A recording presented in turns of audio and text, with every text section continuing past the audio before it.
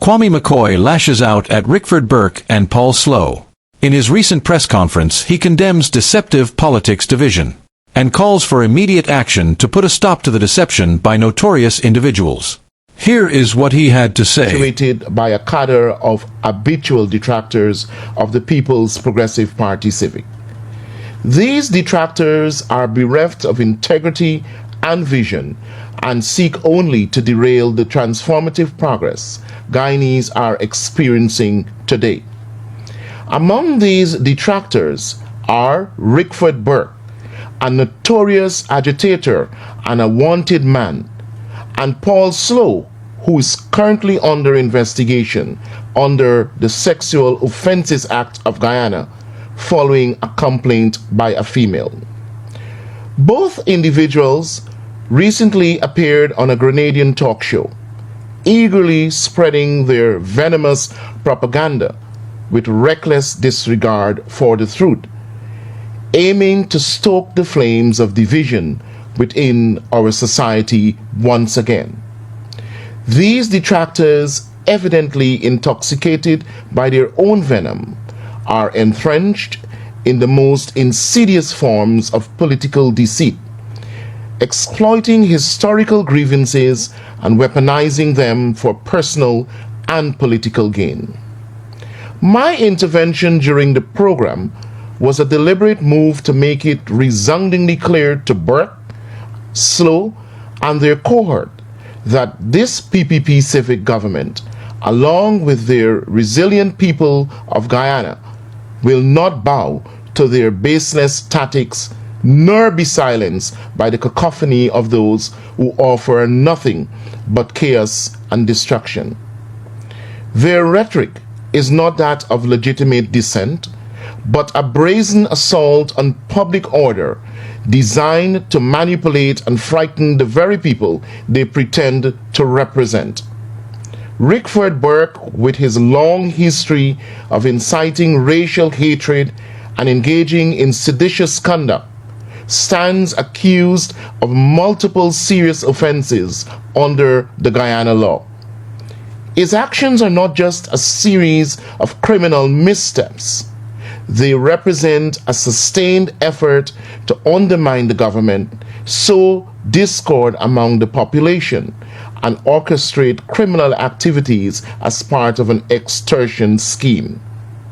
His calls for the burning of Georgetown are indicative of a desperate attempt to resurrect the destructive past of Slowe Fire, a PNC-led campaign characterized by looting, violence, and chaos that terrorized businesses and ordinary citizens alike. Burke's conduct alongside Slowe's is not about offering a principled alternative or even constructive criticism.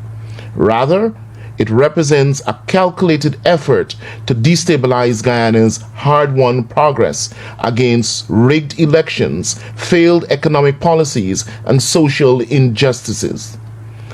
Burke and Slowe are not voices of reasons, but relics of a past marred by division and hostility. They position themselves as champions of people, but their actions speak of nothing more than a deep-seated hatred for any authority that dares to stand against their narrow, self-serving agenda. They thrive on perpetuating a narrative of division, using every opportunity to undermine the achievements of Afro-Guyanese and other citizens who are embracing opportunities that are part of the government's program for people's development. Burke's contempt for those who engage with his government is blatant.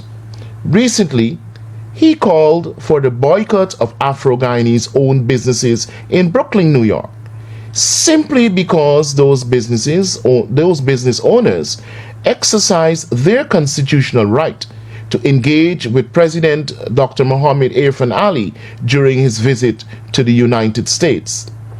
This kind of rhetoric is not about uplifting Afro-Guyanese, but about keeping them chained to a narrative of perpetual victimhood, where their success is always questioned, where their motives always malign, and their loyalty is always in doubt. Instead of recognizing the achievements of Afro-Guyanese entrepreneurs, public servants, and ordinary citizens who are making significant strides in their various sectors, whether through access to quality education, improved healthcare, affordable housing, or thriving business ventures, Burke and his cohorts deride them as sellouts and traitors to their race. This perverse form of race baiting is nothing more than an attempt to divide our people, to foster an environment where success is viewed with suspicion and where collaboration with the government is painted as betrayal.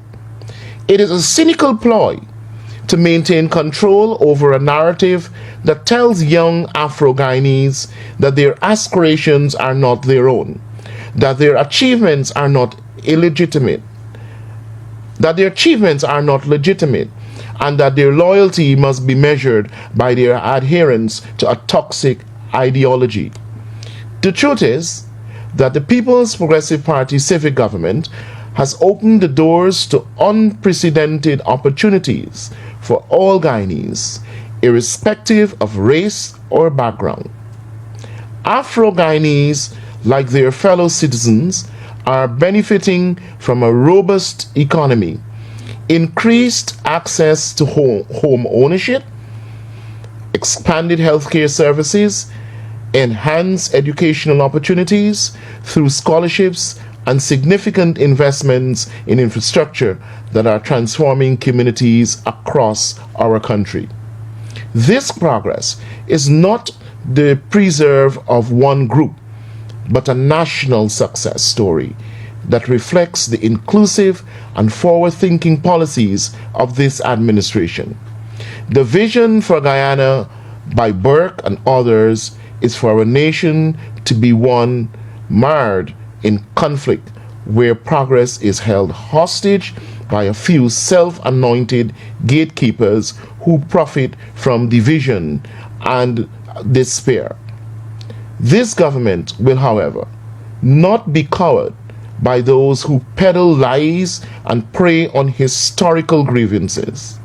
We are committed to building a future where all Guyanese can thrive, where economic opportunities are accessible to everyone, and where our shared prosperity is celebrated, not denigrated.